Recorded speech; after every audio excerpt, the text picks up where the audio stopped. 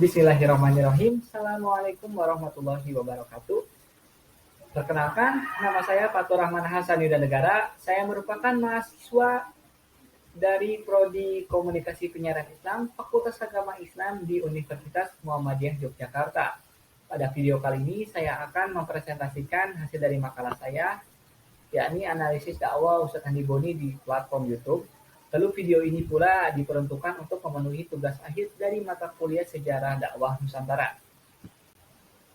Oke, sebelum memasuki materi yang selanjutnya, mari kita berkenalan singkat dengan Ustadz Handi Boni. Ustadz Handi Boni ini memiliki nama asli Handi Mahmud. Lalu beliau juga akrab disapa dengan panggilan Mas Boni. Beliau lahir di Bandung tanggal 14 April tahun 1988. Ustadz Handi Boni ini merupakan salah satu ustadz yang terkenal di kalangan anak muda karena memiliki gaya dakwah yang khas anak muda dan banyak menginspirasi para anak muda. Lalu ia juga telah menempuh pendidikan di Fakultas Ilmu Komunikasi Universitas Padjadjaran angkatan 2006. Lalu ia mendalami ilmu agama pondok di Pondok Pesantren Darut Tauhid yang dipimpin oleh Kiai Haji Abdul Janastiar atau yang kita kenal dengan Ajim. Dan ia juga mulai berdakwah dari tahun 2012 dan masih terus berlanjut sampai sekarang. Ya, selanjutnya dakwah Ustadz Handi Boni. Ustadz Handi Boni ini selain mengisi dakwah atau kajian dakwah secara offline, ia juga aktif menebarkan dakwah di media sosial seperti di Instagram, TikTok, dan juga YouTube. Namun di beberapa media sosial seperti Instagram dan YouTube tidak hanya diisi oleh konten dakwah saja, namun diisi juga dengan konten keseharian beliau yang membuat para penggemarnya terhibur dan semakin dekat dengan beliau. Di channel YouTube yang ia miliki dengan nama Handi Boni, ia memiliki 45,3 ribu subscriber dan 56 video yang sudah diupload di channel YouTube tersebut. Di channel YouTube tersebut tidak hanya Ustadz Handi Boni saja yang mengisi dakwah, namun juga ada Ustadz Teguh Hidayah yang juga mengisi dakwah di channel tersebut. Ia mengupload video pertamanya pada tanggal 13 Mei tahun 2021 dengan judul Kemenangan. Ia berdakwah di channel YouTube dengan melakukan live streaming sehingga memungkinkan adanya interaksi antara Ustadz Handi Boni dan para penonton secara live. Setelah live berakhir pun video tersebut tidak dihapus namun tetap diposting di channel YouTube yang ia miliki sehingga video tersebut dapat ditonton kapanpun dan dimanapun oleh siapapun dan dapat ditonton berulang kali. Terus selanjutnya Ustadz Handi Boni sering membawakan materi yang sangat disukai para anak muda, terutama materi mengenai cinta.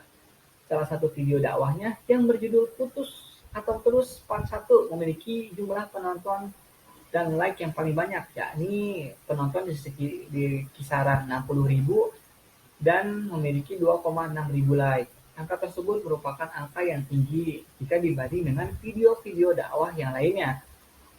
Lalu Ustadz Handi Boni ini menyampaikan dakwah dengan bahasa yang mudah dimengerti, santai, dan sering berinteraksi dengan para penonton. Ditambah lagi dengan gaya khas yang anak muda yang ia miliki, membuat dakwah yang ia sampaikan pun mudah diterima dengan baik, terutama di kalangan anak muda, sehingga para penonton merasa dibimbing tanpa ada rasa digurui sama sekali. Selanjutnya metode dakwah yang ia gunakan.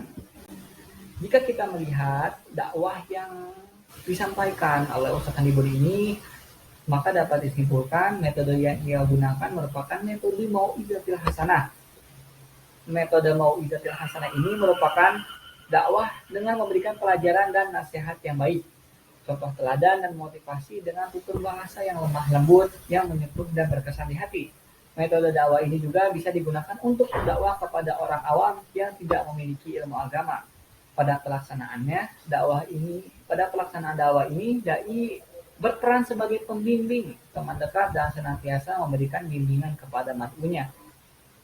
Nah, jika kita sandingkan gaya berdakwah Ustadz Handi Boni dengan metode Mau'izatil Hasanah ini, maka kita dapat menemukan berbagai kesamaan dong. Dimulai dari cara berdakwah, Ustadz Handi Boni menyampaikan dakwah dengan santai, dengan santun, dengan gayanya yang mudah diterima oleh banyak kalangan. Lalu ia juga memberikan nasihat-nasihat yang baik dengan penyampaian yang baik pula. Lalu ia juga sering berinteraksi dengan para jemaahnya sehingga jamaah itu merasa dibimbing, bukan digurui.